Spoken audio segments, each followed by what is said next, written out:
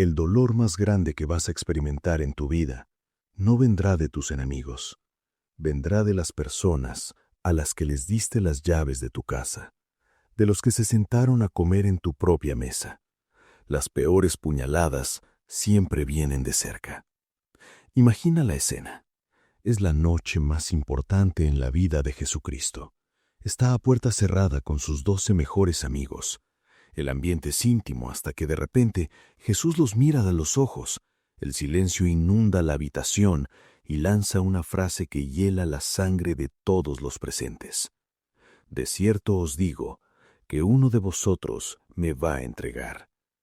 Y como si la traición de Judas no fuera suficiente, Jesús se voltea hacia Pedro, su mano derecha, el hombre que juraba dar la vida por él, y le revela su mayor fracaso. Antes que el gallo cante, me negarás 3 veces. En este episodio de Martes Santo, vamos a destapar la anatomía de una traición. Si alguna vez un amigo te vendió, si tu pareja te engañó, o si tú mismo le fallaste a Dios y a los que amas cuando prometiste ser leal, este mensaje es para ti. Quédate, porque hoy aprenderemos a sanar las heridas de la mesa. Capítulo 1. La anatomía de la traición y el pacto de la mesa. Para comprender la magnitud de lo que ocurre en el Martes Santo, debemos despojarnos de nuestra mentalidad moderna y viajar al corazón del Medio Oriente en el primer siglo. Hoy en día, comer con alguien puede ser un simple trámite, un almuerzo de negocios rápido o una parada en un restaurante de comida rápida. Pero en la época de Jesús, compartir la mesa era el acto más sagrado de intimidad y lealtad que existía entre los seres humanos. En la cultura judía y oriental, sentarse a la mesa y partir el pan con otra persona no era solo ingerir alimentos, era un pacto de sangre incruento. Significaba, mi vida está ligada a la tuya. Te ofrezco mi protección, mi amistad absoluta y mi lealtad incondicional. Lo mío es tuyo. Era inconcebible, casi un tabú de proporciones monstruosas, que alguien compartiera el pan contigo y luego levantara su mano contra ti. El salmista David ya lo había profetizado siglos antes con un dolor que traspasa el papel. Aún el hombre de mi paz, en quien yo confiaba, el que de mi pan comía, alzó contra mí el calcañar. Ese es el escenario en el aposento alto. Las puertas están cerradas. Afuera, la ciudad de Jerusalén hierve de conspiraciones políticas y odio religioso contra el Mesías. Adentro, las lámparas de aceite proyectan una luz cálida y temblorosa sobre los rostros de los 12 hombres que han dejado todo por seguir al Maestro. Han caminado juntos por el polvo de Galilea, han dormido a la intemperie, han visto tempestades calmarse, leprosos limpiarse y muertos salir de las tumbas. Son una familia, son un batallón forjado en la trinchera del ministerio. Jesús acaba de realizar un acto de humildad aplastante al lavarles los pies a todos, rompiendo cualquier jerarquía humana. El ambiente debería ser de adoración pura, de una comunión inquebrantable. Sin embargo, el Evangelio de Juan nos da un detalle psicológico desgarrador. Jesús se conmovió en espíritu y testificó y dijo. Esa palabra original en griego para conmovió es tarazo, que significa estar agitado, perturbado, experimentar una agitación emocional violenta, como el agua que hierve en una olla a presión. A Jesús no le perturbaba la cruz que le esperaba el viernes. A Jesús no le aterrorizaban los clavos ni los látigos romanos. Lo que estaba desgarrando el alma del Hijo de Dios en ese preciso instante, lo que le causaba una agonía espiritual profunda, era la presencia de la deslealtad sentada a 1 metro de distancia. Era saber que el mal absoluto estaba respirando el mismo aire de la habitación, disfrazado con el rostro de un amigo. Y entonces el Rey del Universo rompe el silencio con una afirmación que cae como una bomba nuclear en medio de la cena. De cierto os digo, que uno de vosotros me va a entregar. No dijo alguien de afuera, no dijo los fariseos ya vienen, dijo uno de vosotros, uno de los 12, uno de los íntimos, uno de los que acaba de permitir que le lave los pies. La traición, por definición, es el crimen más devastador del ser humano, porque es el único daño que un enemigo jamás podrá hacerte. Un enemigo te ataca, te hiere de frente, pero solo alguien en quien confías ciegamente tiene el poder de traicionarte. La traición requiere que primero hayas bajado tus defensas y entregado tu corazón. Por eso duele tanto. Por eso destruye vidas, paraliza ministerios y quiebra familias enteras. Jesús, en esta noche de Martes Santo, experimenta en carne propia el veneno más amargo de la experiencia humana. Capítulo 2. El efecto dominó y la incertidumbre del corazón humano. Imagina el impacto de esa frase. El sonido de las copas deteniéndose, las miradas cruzándose a la luz de las velas, el silencio sepulcral que siguió a la declaración de Cristo. El Evangelio relata que los discípulos se miraban unos a otros, dudando de quién hablaba. Aquí hay una lección psicológica brutal sobre la naturaleza humana y la culpa.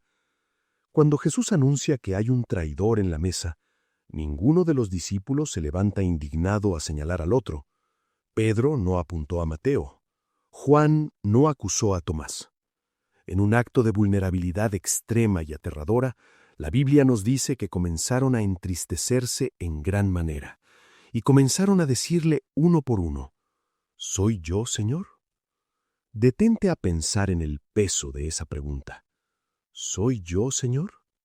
Estos hombres habían dejado sus negocios, sus barcas y sus familias. Amaban a Jesús. Y sin embargo, cuando se enfrentan a la omnisciencia de Dios, cuando el Maestro revela que el corazón humano es capaz de albergar la traición más oscura, cada uno de ellos duda de su propia lealtad.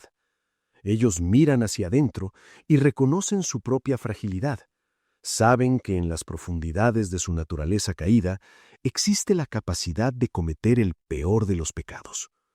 Nadie está exento.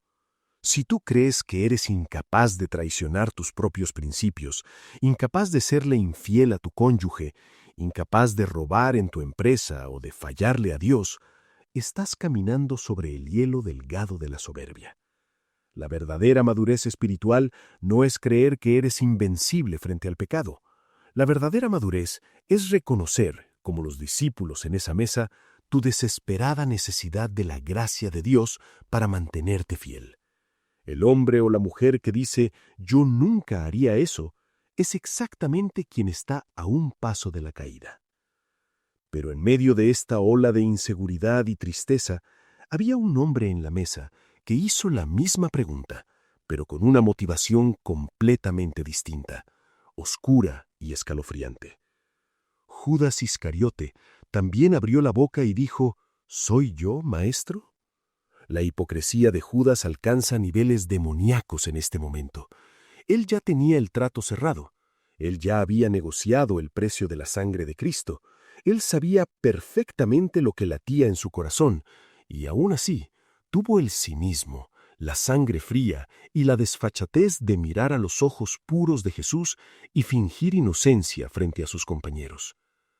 ¿Cómo es posible que nadie en esa mesa sospechara de Judas? ¿Cómo es que tras 3 años de convivencia diaria, ninguno de los otros 11 discípulos dijo: «Seguro es Judas, siempre ha sido un falso»? La respuesta a esto es aterradora y reveladora.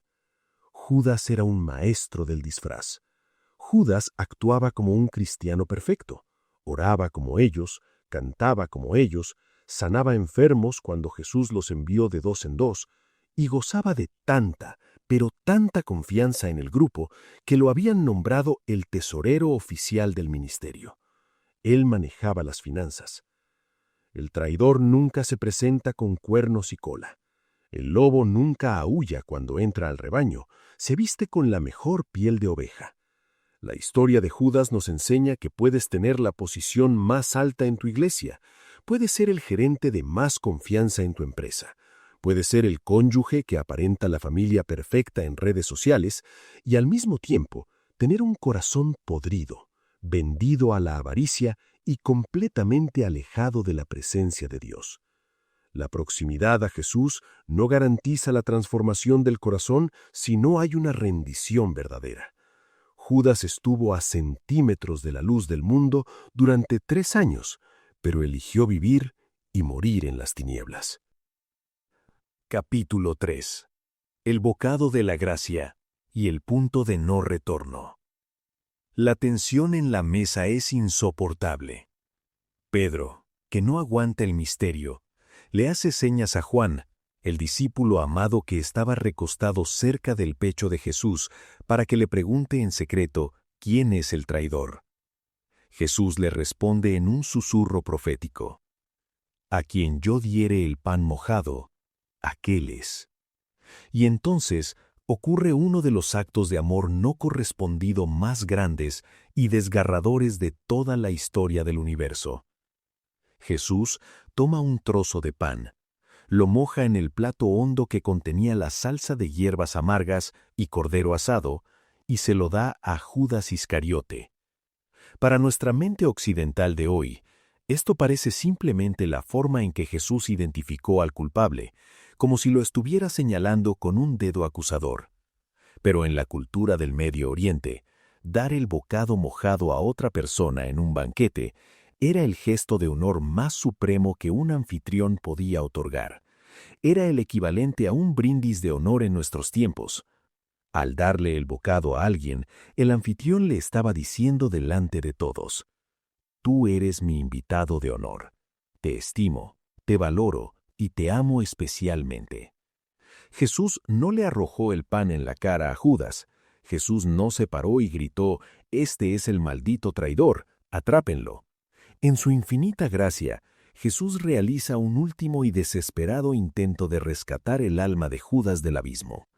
Al darle el bocado, Jesús le estaba diciendo en el lenguaje silencioso del amor: «Judas, sé lo que has hecho, sé lo que has planeado, sé de tus reuniones secretas con los fariseos y sé de las 30 monedas de plata. Pero mira este bocado, te sigo amando. Todavía hay tiempo. Arrepiéntete ahora, rompe el trato, quédate conmigo». Era la gracia empujando las puertas del infierno. Era el amor divino ofreciendo una salida de escape en el último segundo. Pero el texto bíblico nos entrega una de las sentencias más aterradoras de todas las Escrituras.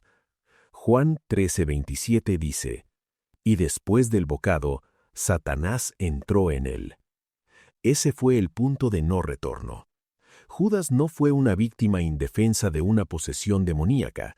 Él fue un colaborador voluntario. Él tomó el bocado de la gracia con la mano, pero en su corazón escupió el amor de Cristo. Cuando rechazas repetida, obstinada y fríamente la gracia de Dios, llega un momento en el que Dios respeta tu decisión y te entrega a las consecuencias de tu propia maldad. Judas cerró la puerta de su corazón a Jesús y al hacerlo, le abrió la puerta de par en par al diablo. Lo mira, sabiendo que el tiempo de la gracia para este hombre ha terminado, y le dice con una autoridad solemne: «Lo que vas a hacer, hazlo más pronto». Judas se levanta de la mesa, deja atrás la luz de las velas, la comunión de los hermanos y la presencia del Salvador. El apóstol Juan cierra esta escena con una frase corta que es un resumen perfecto del estado del alma humana sin Dios. Y era ya de noche. Cuando le das la espalda a Jesucristo, no importa cuánto dinero lleves en el bolsillo, no importa qué tratos hayas cerrado o qué éxito mundano creas haber alcanzado, siempre vas a caminar hacia la noche más oscura, fría y solitaria de tu existencia. Judas salió a la oscuridad física porque la oscuridad espiritual ya lo había devorado por completo. Capítulo 4. La arrogancia de Pedro y la profecía del gallo. Con Judas fuera de la habitación, el aire parece limpiarse, pero la tensión no desaparece. Jesús comienza a despedirse de los suyos, hablándoles de su partida inminente. Les dice: «A donde yo voy, vosotros no me podéis seguir ahora. Y es aquí donde entra en escena nuestro segundo protagonista de la noche, el polo opuesto de Judas Iscariote, Simón Pedro. Pedro es el hombre de acción, el impulsivo, el líder que habla antes de pensar. Pedro no puede soportar la idea de no acompañar a Jesús a la batalla. Su orgullo espiritual se enciende y lanza una declaración temeraria. «Señor, ¿por qué no te puedo seguir ahora? Mi vida pondré por ti».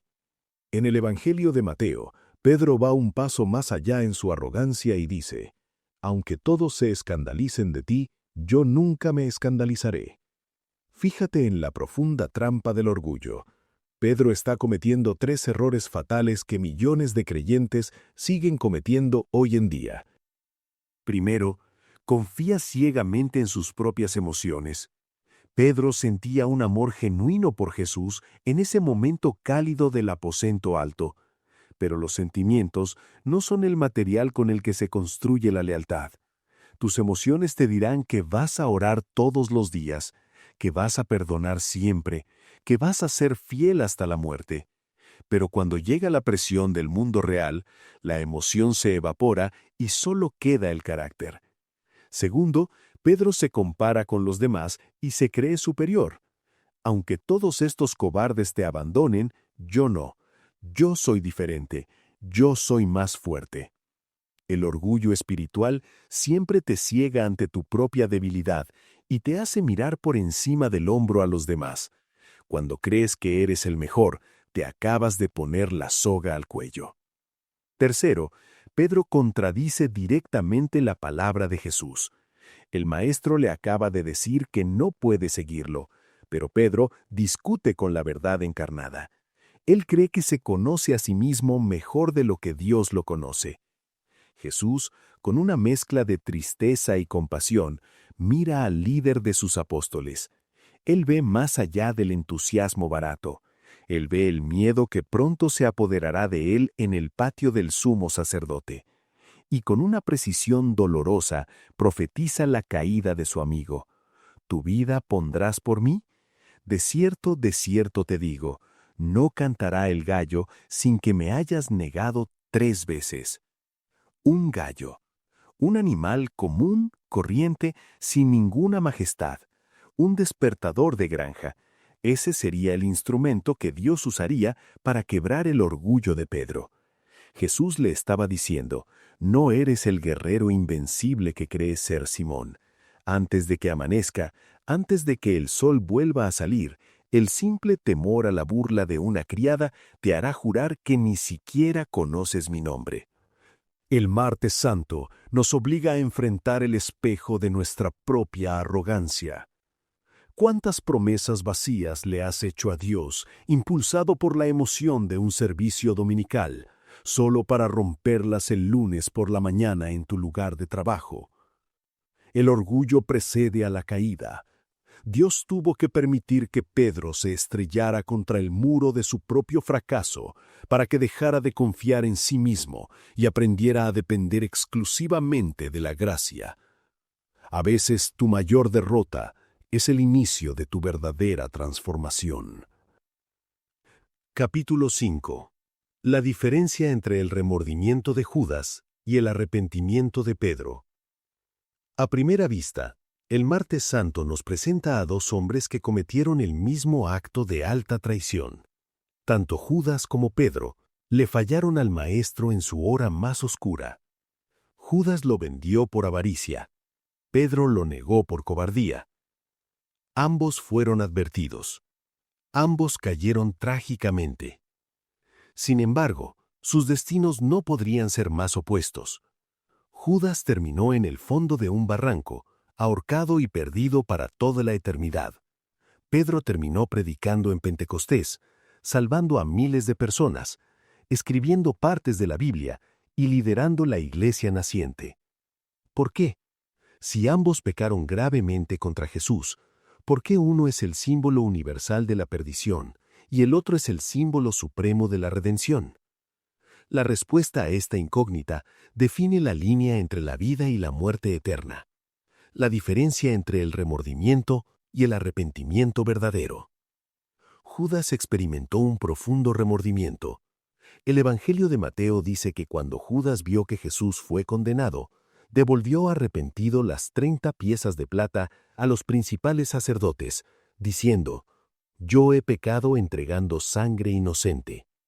Pero la palabra griega usada aquí no es metanoia, arrepentimiento que cambia la mente y la dirección, sino metamelomai, que significa tener un pesar emocional, lamentar las consecuencias de un acto. Judas no lloró por haber herido el corazón de Dios. Judas se desesperó al ver que su plan había salido mal. El remordimiento es el dolor del orgullo herido. Es el ladrón llorando porque lo atraparon, no porque robar sea malo. El remordimiento te hunde en la culpa, te aísla de la comunidad y te susurra que tu pecado es más grande que la misericordia de Dios. Por eso Judas corrió hacia los sacerdotes hipócritas en lugar de correr hacia la cruz, y terminó quitándose la vida en un acto final de desesperación egocéntrica. Pedro, en cambio, experimentó el verdadero arrepentimiento bíblico. Cuando el gallo cantó por tercera vez, Pedro cruzó la mirada con Jesús a lo lejos. Lucas 22:62 dice de manera conmovedora: «Y Pedro, saliendo fuera, lloró amargamente». Ese llanto no era de orgullo herido, era un dolor profundo por haber lastimado al Señor que lo amaba. Era el corazón de piedra haciéndose pedazos. El verdadero arrepentimiento no huye de Dios en medio del fracaso, corre desesperadamente hacia Él. A pesar de la vergüenza aplastante, Pedro no se quitó la vida, Pedro no se aisló. Pedro se quedó con los otros discípulos, esperó en Jerusalén y cuando llegó la noticia de la tumba vacía, corrió a buscar a su Salvador. El remordimiento de Judas dice: «Soy un monstruo imperdonable, me destruiré». El arrepentimiento de Pedro dice: «Soy un pecador miserable, pero el amor de Cristo es más grande que mi miseria. Señor, ten piedad de mí». Esa es la diferencia que lo cambia todo. No importa cuán profundo hayas caído, no importa si has negado a Cristo con tus acciones, tus negocios o tus palabras. Tu destino no está determinado por la gravedad de tu caída, sino por la dirección hacia la que corres después de caer. Si corres hacia el árbol del ahorcado como Judas, sumergiéndote en la culpa y el aislamiento, encontrarás la muerte.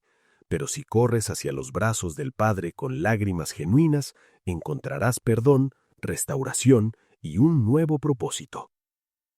Capítulo 6. ¿Cómo sobrevivir a la traición en tu propia mesa? El lunes santo vimos la furia de Jesús limpiando el templo, pero este martes santo hemos presenciado el dolor silencioso de su corazón siendo traspasado por la deslealtad. Y ahora quiero hablarte directamente a ti, a tu dolor y a tu realidad. Vivimos en un mundo roto, donde la lealtad parece un artículo de lujo en extinción. Es altamente probable que tú que me escuchas tengas un Judas en tu historia personal. Quizás fue ese socio comercial que vació las cuentas de la empresa mientras tú confiabas en él. Quizás fue ese cónyuge que te juró amor eterno en el altar y luego destrozó tu hogar con una infidelidad. Quizás fue ese líder religioso en el que pusiste toda tu confianza espiritual y te defraudó con su doble vida, o ese amigo de la infancia que divulgó tus secretos más íntimos. La traición te roba la paz, envenena tu capacidad de confiar en otros y planta una semilla de amargura que, si no la arrancas a tiempo, puede arruinar el resto de tu vida. Muchas personas permiten que la traición de un Judas defina todo su destino. Se vuelven cínicos, duros de corazón y construyen muros emocionales inmensos, jurando que nunca más volverán a confiar en nadie. Pero hoy, el Maestro del aposento alto te enseña una forma infinitamente superior de enfrentar el dolor de la traición. Fíjate en lo que Jesús no hizo. Jesús sabía desde el principio quién era Judas. Sin embargo, no lo expulsó del grupo el primer día. Lo amó. Le lavó los pies sabiendo que esas mismas suelas caminarían hacia los fariseos para venderlo. Le ofreció el bocado de honor. Y lo más asombroso de todo, Jesús no permitió que la traición de Judas detuviera su propósito divino. Cuando Judas salió en la oscuridad para consumar su traición, Jesús no canceló la cruz. Él no dijo: Bueno, me han roto el corazón, me han apuñalado por la espalda, renuncio a salvar a la humanidad. No, Jesús tomó el dolor de la traición, lo absorbió y continuó caminando firmemente hacia su destino de redención. Él usó la traición misma como el vehículo para llegar a la victoria de la resurrección. Tu Judas no tiene el poder de cancelar el propósito de Dios para tu vida. Esa traición dolió en el alma, sí, te costó lágrimas, noches de insomnio y tal vez una crisis financiera. Pero escúchame bien, el beso de Judas no es el final de la historia, es solo el paso previo a tu resurrección. Si te quedas atascado odiando a quien te traicionó, le estás entregando las llaves de tu futuro a la persona que te lastimó. Tienes que soltar el veneno del rencor. Tienes que lavar los pies de tu enemigo a través del perdón. Perdonar no significa que vas a volver a hacer negocios con esa persona o que vas a ignorar el daño causado. Perdonar significa que liberas a tu prisionero, solo para descubrir que el prisionero eras tú. Y si tú estás al otro lado de la moneda, si hoy tu conciencia te acusa porque tú has sido el Judas en la vida de alguien más, o el Pedro que negó sus convicciones por miedo al que dirán, no dejes que el remordimiento te ahorque. No huyas de la iglesia, no huyas de la presencia de Dios. Llora amargamente si es necesario, pero levántate y corre hacia la gracia de Jesucristo. Él es un Dios experto en reconstruir vidas arruinadas por la deslealtad y el fracaso. Oración de sanidad y restauración. Donde quiera que estés en este momento, si tu corazón está sangrando por una traición del pasado, o si la culpa de tus propios errores te está aplastando, quiero que cerremos nuestros ojos y oremos juntos. Presentemos nuestras heridas ante el único que fue traicionado perfectamente para poder sanarnos completamente. Señor Jesús, hoy me acerco a ti con un corazón quebrantado y vulnerable. Tú conoces la traición íntima. Tú experimentaste el dolor de ser vendido por un amigo y negado por tu compañero más cercano. Hoy te presento mis propias heridas. Te entrego el dolor, el resentimiento y la amargura que he estado cargando por la deslealtad de aquellos en quienes confié. Te pido, Señor, que me des la fuerza sobrenatural para perdonar, así como tú me has perdonado a mí. Libérame de la prisión del rencor. No permitas que la traición de otros defina mi futuro, ni me robe el propósito que tú has diseñado para mi vida. Límpiame de todo cinismo y sana mi capacidad de amar y confiar.